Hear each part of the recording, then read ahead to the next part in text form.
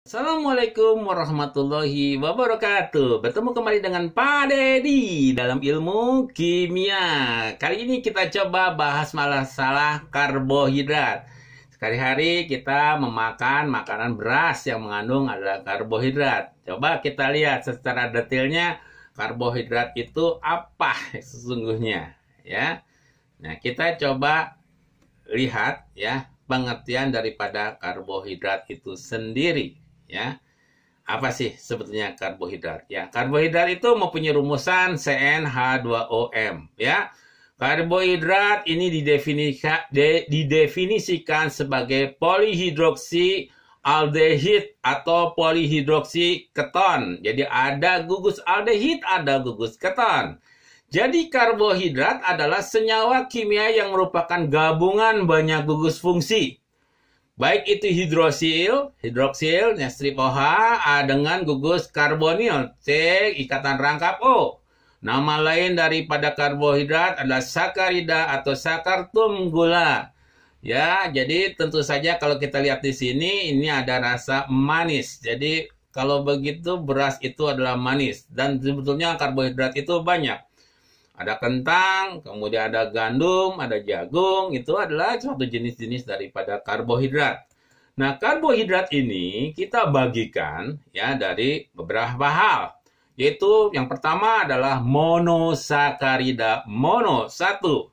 Monosakarida yang terpenting adalah glukosa, galaktosa, fruktosa, dan pentosa. Glukosa dan galaktosa dikelompokkan dalam aldosa karena dia memiliki gugus aldehid.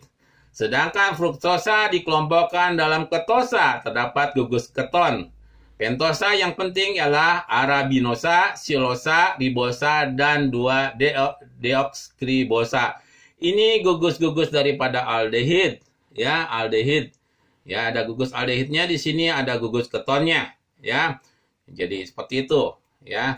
Nah, kemudian di dalam monosakarida itu ya memiliki sifat daripada monosakarida itu ya baik glukosa maupun fruktosa adalah suatu zat yang berupa kristal putih dan mudah larut dalam air ya. Sifat dari monosakarida baik glukosa maupun fruktosa adalah suatu zat yang berupa kristal putih yang mudah larut dalam air. Ya, seperti gula ya. Glukosa dan fruktosa banyak terkandung dalam buah-buahan, ya ada dalam buah-buahan yang manis. Fruktosa juga terdapat dalam madu, ya terdapat dalam madu dan perbandingan derajat kemanisan antara fruktosa dan glukosa adalah 100:74. Jadi fruktosa itu rasanya lebih manis, ya dan itu terkandung di dalam buah-buahan yang ada, ya.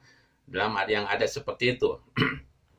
Nah, kemudian yang kedua adalah disakarida. Di berarti dua. Ya, ikatan yang terbentuk antara dua atom monosakarida dalam pembentukannya disakarida disebut ikatan glikosidik. Jadi pembentukan ikatan antara monosakarida dan monosakarida itu adalah ikatannya glikosidik.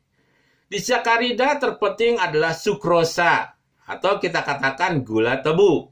Itu gabungan daripada glukosa dan fruktosa. Kemudian laktosa. Laktosa lak artinya adalah gula susu. Ini gabungan daripada glukosa dan galaktosa.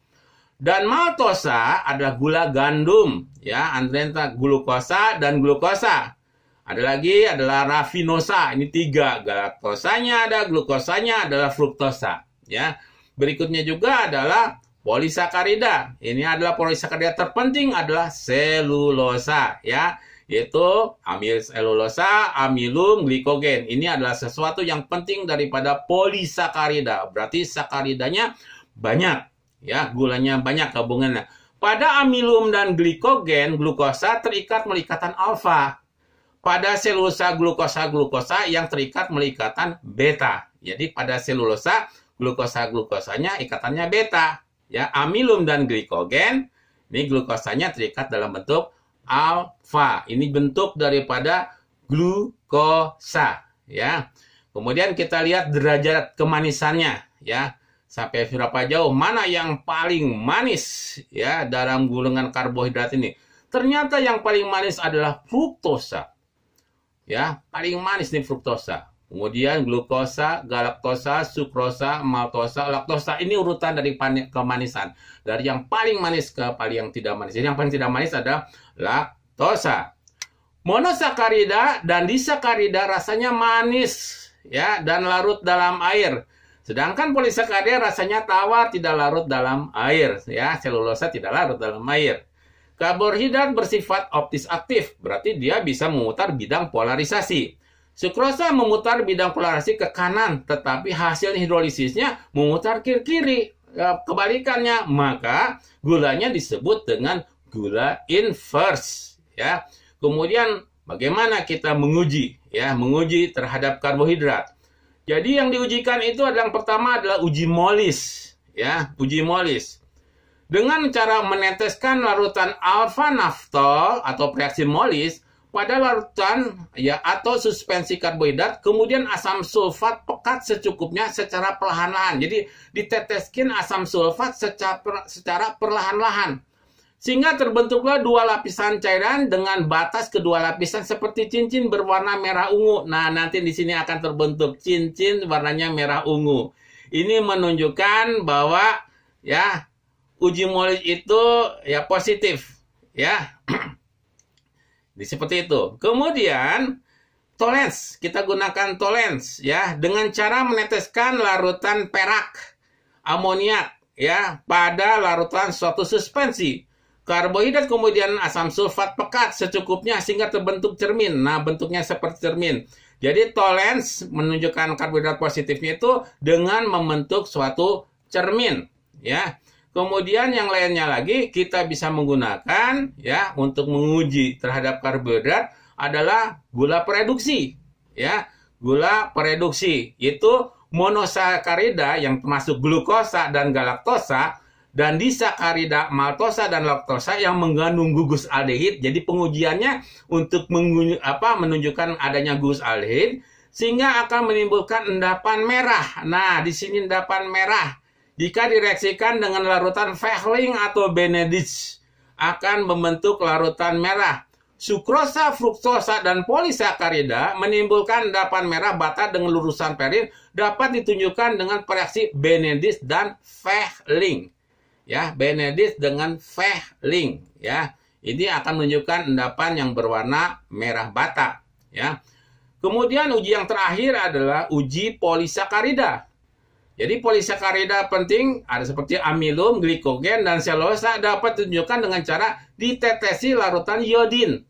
Sehingga terbentuk warna biru untuk amilum, coklat, merah, ungu, ya, merah untuk glikogen, ya, dan kemudian coklat untuk selulosa. Jadi ulangi, untuk warna biru ungu untuk amilum, coklat merah untuk glikogen, dan coklat untuk selulosa. Jadi kita bisa sebenarnya menguji di rumah, ambil kertas beras, kita teteskan dengan iodin, ya, apakah terbentuk warna ungu tidak. Kalau ada, ya itu menunjukkan adanya suatu amilum, ya. Sekian dulu dari Pak Dedi, mudah-mudahan saja apa yang Pak Dedi jelaskan dapat kalian mengerti dan dapat Anda bermanfaat, ya.